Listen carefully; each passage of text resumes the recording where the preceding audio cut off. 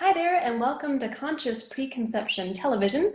Today we're talking with the lovely Sarah Rowe, a massage therapist based in England, and we're going to talk about endometriosis because many women have it. Roughly 10% of women of childbearing age actually suffer from endometriosis. So it's really important we get the word out about what it is and what you can actively do to help your body repair itself and overcome the symptoms of endometriosis. First of all, welcome, Sarah. Thanks for joining us today. Thank you for having me, Anne. This is a very exciting pleasure. Yes, so let's talk about your work with women and perhaps the benefits that massage offers when it comes to endometriosis. Okay, so the fertility massage, it helps improve circulation and the nerve response to the abdominal area. The main benefits of massage as a form of body work is that most women, including myself, believe that your womb was just like the picture in the diagram. You know, nice and straight, in a nice triangle shape. But if you spend a lot of time with your bag on one shoulder or one hip higher than the other, then if you hold on to emotions, it pulls all the ligaments and the muscles in, and it can contort the womb basically, and it can cause her to flop over, and then you'll get heavier cramps and dark bleeding at the beginning or end of the month, where the dark blood from the old month can't release itself. So the massage releases all the tension in the muscles and the ligaments so that everything is lined up. It allows the menstrual flow to work as it should. And the main benefit is to reduce pain and the symptoms. Because once you start working on the nerves, you stop the symptoms from the endometriosis, like the pain down the legs, the numbness feeling, the heaviness before and during menstruation. And it also helps to release the energy blocks, because we hold a lot of tension in our abdomen. Yes. And then it all gets stuck. So it all just helps everything to flow and reduces the symptoms. Mm-hmm. I think that's fascinating that you talk about how our posture affects, our uterus, and that, of course, when one thing starts moving on the body, then everything else will follow suit. I've also read about cases of women who became infertile because, for instance, falling off a horse or having just a bad fall, and that moved their uterus back, and so they couldn't. Actually, they didn't have much of a chance just because of the position of the uterus, which through massage was greatly helped, moved, and these women became pregnant. So there's a lot that can be done with body work. Yes. I've also heard of many times where if you have a blocked fallopian tube, if there's enough space around the uterus, then if you're only releasing from one ovary, then the fallopian tubes can move over, collect the egg, and you can still become pregnant. But you need that space in your abdomen, and you need everything aligned in order for those magic to happen. So the body really does want to help you the best it can. And reducing stress is definitely one of the first things to do. But acknowledging that you need space to allow your body to do its magic. Mm-hmm. Yeah, and I think that's also where diet plays a role. In Chinese medicine, they always talk about foods that create a lot of phlegm in the body, mucus-producing foods, and that has a huge role in the reproductive system. Anything in Chinese medicine that's considered an empty organ, right? The bladder, right? The uterus, fallopian tubes can become blocked through inappropriate food. For instance, soy. Right? That's something that's really plugged a lot these days. Soy is very healthy for you. It has phytoestrogen. It's great to eat soy. It's a health product. And actually, soy is evil. It's actually one of the worst things that a woman can eat, and particularly in her reproductive years. And many people don't know that it's not only genetically modified to a degree that it's actually not really edible, or we shouldn't eat it. Let's put it that way. It is edible. But it produces so much estrogen in the body that the body really has a hard time dealing with it. But in addition, it's a very cold food in Chinese medicine. So that means it produces a lot of mucus in the body. So that's just really something we want to avoid, or clients can avoid when it comes to the reproductive years, whether they have endometriosis, PCOS, or not. Yeah, all those inflammatory foods really wreak havoc with that. Yeah. Become fertile, don't they? Absolutely. So you've already mentioned some of the symptoms that you've had, that you've seen with some of your clients. You said leg pain, discomfort, heavy periods, discomfort, and perhaps sometimes pain during ovulation. Some of my clients, I really noticed it with clots. Many of them are told, oh, by their doctors, it's not a big deal when you have clots in your blood, but in Oriental medicine, that's definitely a sign that there's something going on in the body. It's a symptom that definitely needs to be relieved. You also had mentioned something about urination, having to get up in the middle of the night and go to the bathroom a couple times. You had a Yes, and many of my clients have the frequent urination because as the womb tilts forward and presses on the bladder, or can lean backwards and then press on the digestive system. So it needs to be an optimal alignment to make everything work better. And through weekly massages, one of my clients has gone from having very frequent disturbances in her sleep to being able to hold her more in her bladder and can now sleep through the night when she hasn't done that for years. So that was a really good win for me. That's brilliant. I mean, what an increase in her vitality just by being able to sleep through the night, or maybe only get up once instead of multiple times. That's absolutely fantastic. You're a very talented massage therapist.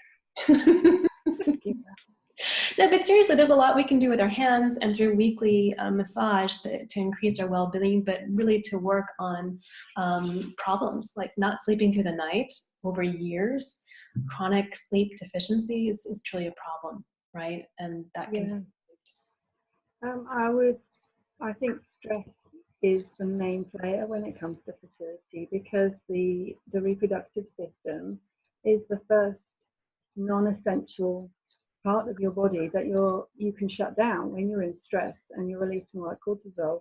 All the other organs are vital for your function, but your reproduction is the first one to go.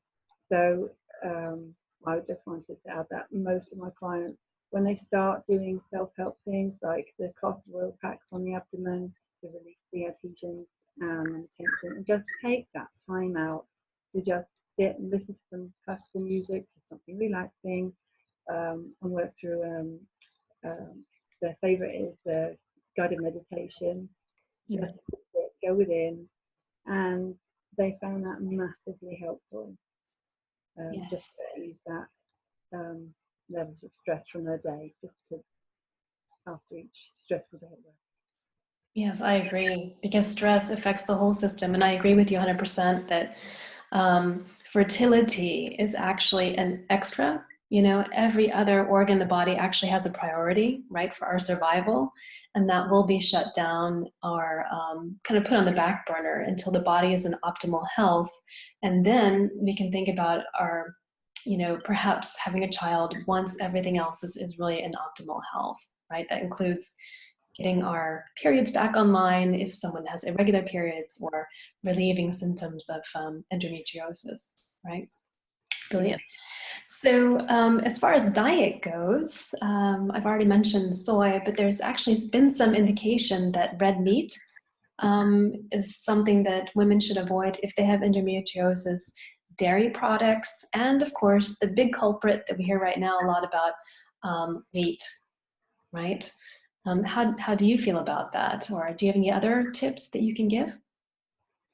I would go with the wheat and the sugar-based, the refined foods. It's basically, I live by the philosophy of cutting the crap, the caffeine, refined sugars, alcohol, and processed food. because they are a great philosophy in eating what we are designed to eat. You can't go wrong there. If it's come out of a packet, you're on the wrong path. And humans aren't designed to eat wheat and grains because we just, I like the hunter-gatherer mentality because we're designed to eat that. So that's optimal health for me, is eating what we're designed to. Absolutely. Getting back in the kitchen, right? Someone needs to cook in order to optimize your health. And that's a good practice to get into before having a baby. For women watching this or interested in and increasing their fertility for children, someone's going to have to cook, right? One healthy baby. Absolutely. So I agree with you. I like your crap. That's a good way to remember it. Caffeine, what was it again? Let's recap. Caffeine, refined sugar, alcohol, and processed food. And processed food. Brilliant. Okay. So estrogen also is considered to play a huge role in endometriosis, meaning that these women typically have too much estrogen in their bodies, which in theory would lead to them having more endometrial tissue, which eventually goes out of the uterus and into other organs, which is why they have so much pain, right? Because all of these endometrial cells are reacting during ovulation to hormonal changes and during menstruation, which makes it quite painful for women. So ideally, lowering the amount of estrogen that women are exposed to through food, like soy, right? Because soy is in everything these days, if you check the label. Also, BPA has xenoestrogens. That means these are chemicals that act like estrogen in the body or other hormones in the body. And the liver becomes overwhelmed and can't possibly deal with filtering everything out properly. So also a liver cleanse, that would be tip number 3, is ideal in order to regain optimal health and therefore help your body filter out all the excess hormones so you really only have what you need for your own reproductive system, right? As far as dairy products go, how do you feel about dairy? I think the modern farming methods have completely annihilated that as a food source for us. The amount of hormones that they put into the cows to keep them producing milk at that level. I mean, you are what you eat, and if they're going to put them in that end, and you've got so many hormones in the water through women having the pill, and then it's all recycled, and we're just having, so many more estrogens in our body than 50 years ago, that it's going to play out somehow. So yeah, reducing the estrogen in the body through diet and lifestyle choices is definitely a high priority. Mm-hmm. Another factor when it comes to estrogen is also weight. Women that are overweight, and I'm talking significantly overweight, as in obese, they have more fat cells in their body that are therefore also producing estrogen. So I found that women, even when they reduce their weight by about 5 or sometimes 10 pounds, 5 pounds can make a difference, or 10 pounds, right? And the other way around, when women are too thin, I found in my practice that women tend to be type A personalities who get endometriosis or have that diagnosis. And so these are women who perhaps, like a good challenge. They like to finish what they start. They were top in school. And they need a way, like you said, to reduce stress on the one hand. But sometimes they like to kind of overpower, like go a bit too far when it comes to sports. And then if their body mass index, even though I don't really like that term, but I don't have a better one at the moment, perhaps they're too thin, let's put it that way, and that will also affect the estrogen in their body. Perhaps their body starts shutting down or reduces the amount even produced because it's suppressing ovulation, because they quite simply don't have enough body fat in order to support a baby, right? Which would then also affect their whole system. So optimal weight, right? That would be ideal, right?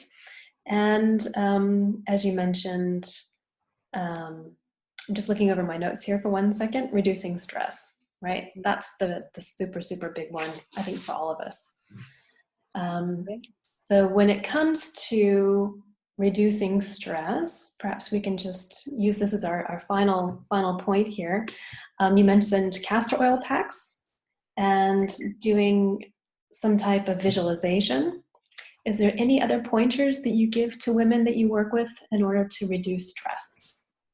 I do. I'm quite keen on the whole journaling. So at the end of the day, just to quiet the monkey mind, grab a pretty notebook and a pen, one that makes you feel good, and just let it all out. All those things that have been playing on your mind, or the to-do list, get it down on paper, and then it's out of your head, and then it's gone. And you can deal with it the next day, or not at all, mostly. Exercise is another good one, obviously not excessively. Yeah. Release the happy hormones and just make you feel better. And then there's obviously getting a bit more professional help, like a counsellor or a hypnotherapist who specialises in fertility. Mm-hmm. Or, massage, body work. I'm also a body worker, so that's, recommend that to everyone to reduce stress. Yeah. Right? Because it's great. Human touch also helps calm the nervous system, which cools everything down so our body can really, go back to the parasympathetic nervous system where everything kind of just calms down, right? It's very, very important. Excellent. And take away the stress. Yeah. And one thing I work with my clients also, and is when it comes to reducing stress, is getting specific times of the day where they just check in with themselves, whether it's a reminder on their phone, where they just stop, drop, and ground. Preferably if they can go outside, right? And give themselves even just 2 minutes, just breathing and concentrating on their breath, right? Or anything plus nature, which is if they have to make a phone call, go outside, right? If you want to paint your nails, great, go on your balcony, go outside. Anything they can do to get back in touch with nature is also very calming for the nervous system, right? Yeah. So we'll leave our audience with those tips. Thank you very much for joining us today, Sarah. Thank you, Anne. We look forward to having you again on Conscious Preconception TV. And if anyone has any questions or comments, please write them below, and we'd be happy to help you out. Okay, thanks everyone. Bye-bye.